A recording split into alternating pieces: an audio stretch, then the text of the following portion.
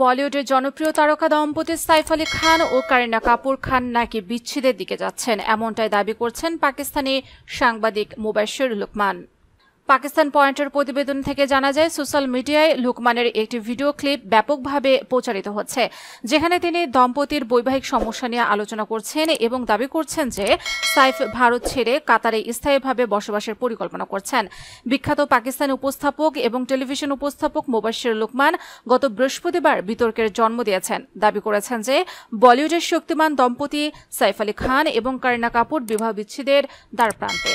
Viral ভিডিওতে লুকমান বলছেন, ভারতীয় গণমাধ্যম সূত্রে তিনি জেনেছেন সাইফকে হাতে নাতে ধরা পড়ার কারণে সাইফ ও কারিনা বিবাহ বিচ্ছেদের দিকে এগিয়ে যাচ্ছেন। সাইফের উপর আক্রমণ অন্য কেউ করেনি, কারিনা নিজেই করেছিলেন।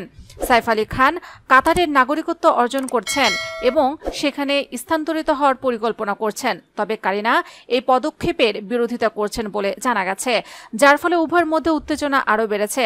কয়েক মাস আগে ভারতীয় জ্যোতিষী সুশীল কুমার সিংহ এই দম্পতির ভবিষ্যৎ সম্পর্কে একটি চমকপ্রদ ভবিষ্যৎবাণী করেছিলেন। এক সাক্ষাৎকারে তিনি দাবি করেছিলেন যে সাইফ এবং কারিনা আগামী 18 মাসের মধ্যে আলাদা হয়ে যাবেন, তাদের জ্যোতিষশাস্ত্রীয় তালিকা উদ্ধৃত করে।